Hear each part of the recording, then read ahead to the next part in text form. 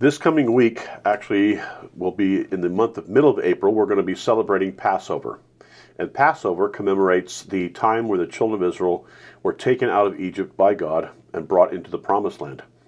But today I want to talk a little bit about some issues that come up as we look at the Passover. And I hope that you will go to the Redeem website and come to the Passover Seder this coming Thursday night with us, starting at 6 p.m. When we look at the Passover Seder, or Passover, one of the things you'll notice throughout the book of Exodus as we're looking at Passover is there is this continual focus on the heart of Pharaoh. And what I want us to see with that is that there are two ways that the biblical text in Exodus talks about his heart. It says that his heart at times was heavy, and then it says that his heart was strengthened. So what does it mean when we talk about Pharaoh's heart? Well, first of all, we need to talk about the heart. And in biblical Hebrew, the heart was the seat of thinking. It's where one processed their thoughts. So as a man thinks in his heart, so is he. In American thinking, we talk about thinking in the head, and then we feel in the heart. But in the Hebrew mindset, you thought in the heart, and you felt in the gut. Yeah, that's why we talk about a gut feeling. Well, when we get to the book of Exodus, we see that there's this discussion of Pharaoh's heart. And we would ask the question, why a focus on his heart? And then it says that his heart was heavy. In the ancient Near Eastern thinking, in Egyptian thinking, and we see this in Egyptian literature, it was believed that when Pharaoh died, that his heart would be weighed on a scale. And if his heart was lighter than a feather, it would be weighed against a feather in this scale. If his heart was lighter than or equal to the weight of the feather, he would have a place in the afterlife. If his heart was heavier than the feather, he would have no place in the afterlife. Well, throughout the biblical narrative, it keeps saying that his heart was heavy, that Pharaoh heavied his heart. That is, he was recalcitrant. He was unwilling to let the children of Israel go.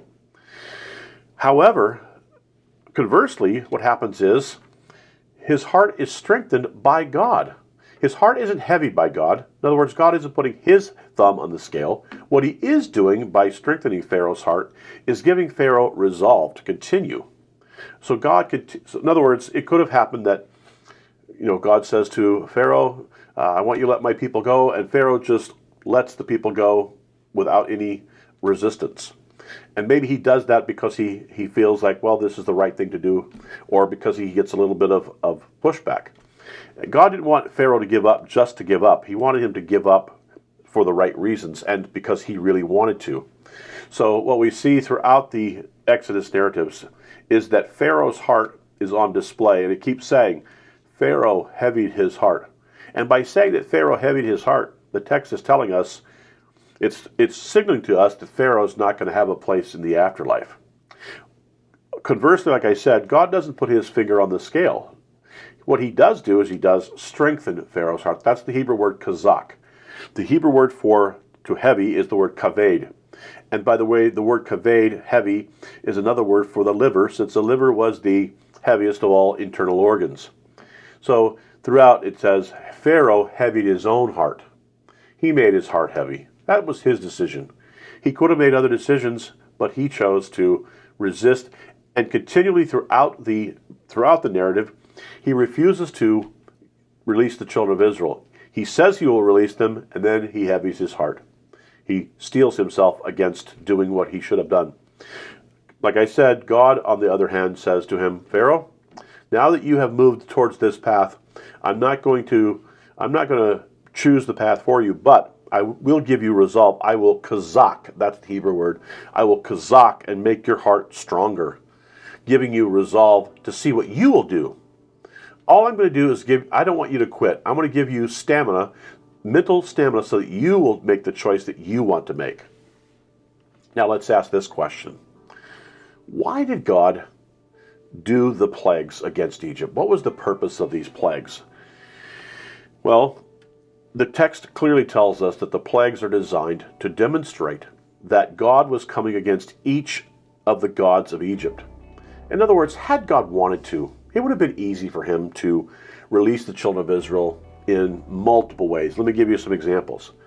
He could have blinded the eyes of the Egyptians, and the children of Israel could have walked out as the Egyptians were blinded. He could have done that. Or God could have miraculously brought down a magic carpet, put the children of Israel on this magic carpet, and swept them away.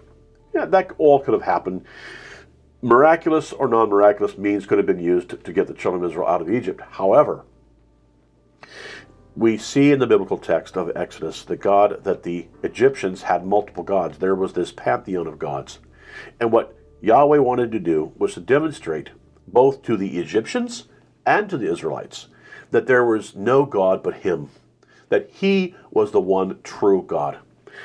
By the way, this was foreshadowed. This was foreshadowed that he was the only one.